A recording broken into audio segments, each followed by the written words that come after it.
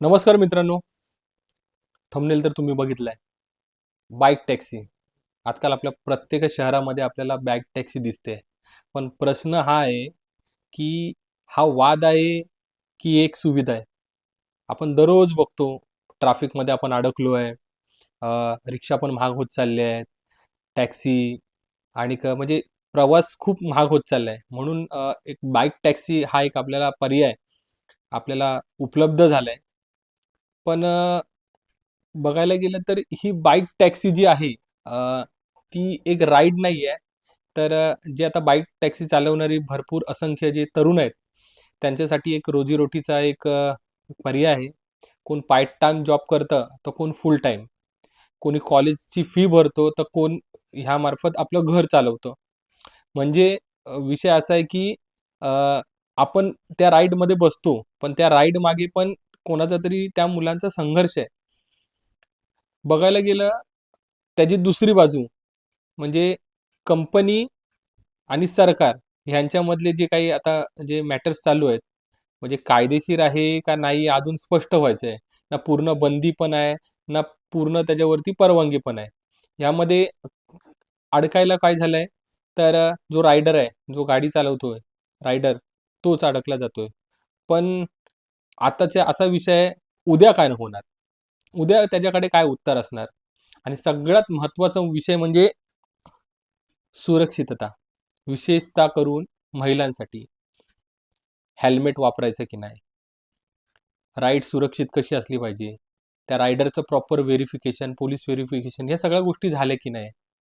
जरा आपण ह्याचा खूप सखोल विचार केला पाहिजे. आणि सर्वात महत्त्वाचं म्हणजे आपल्याला ही राईड जी आपण करतो, ती कशी आपली सुखकर होईल ह्याचा एक महत्त्वाचा विषय ह्या रायडरमार्फत असला पाहिजे.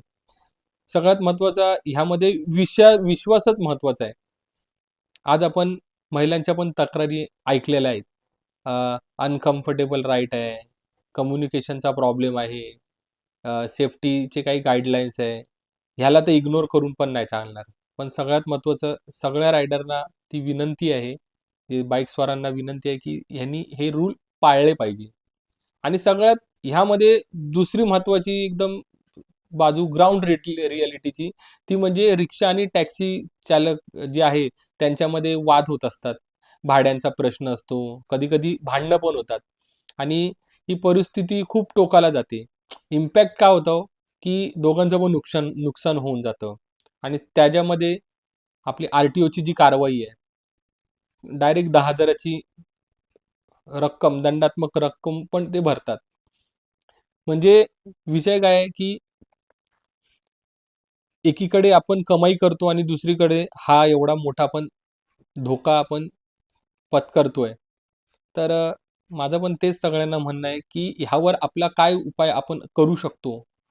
पार्ट टाईम जे रायडरसाठी तात्पुरता तरी परवाना भेटला पाहिजे. प्रॉपर त्यांना व्यवस्थित त्यांचा ड्रेस कोडपासून, त्यांना सेफ्टी मेजरपासून आणि महिलांच्या ज्या सुरक्षा आहेत, त्यांच्यासाठी एकदम स्ट्राँग गाईडलाईन अशा पण बनवल्या पाहिजे.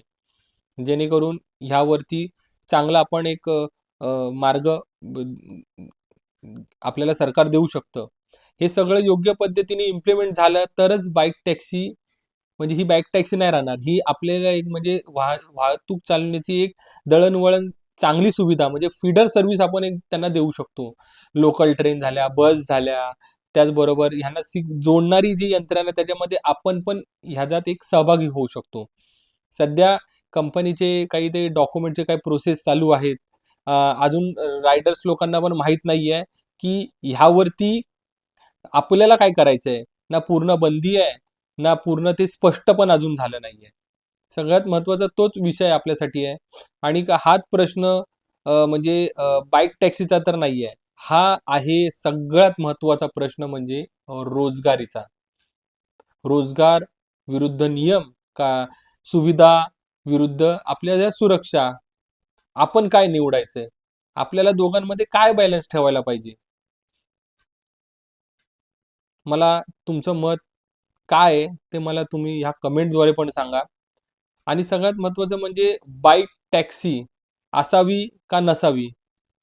हे पण मला तुम्ही सांगा. आणि हा व्हिडिओ मी खास करून आपल्या जे रायडर्स मुलं आहेत, त्यांच्यासाठी मी बनवत आहे. आणि आपला प्रवास सुखाचा व्हायला पाहिजे ह्यासाठी मी त्या सगळ्यांना शुभेच्छा पण देतो. आणि हा व्हिडिओ तुम्हाला कसा वाटला तुम्ही मला कमेंटद्वारे कळवा. धन्यवाद.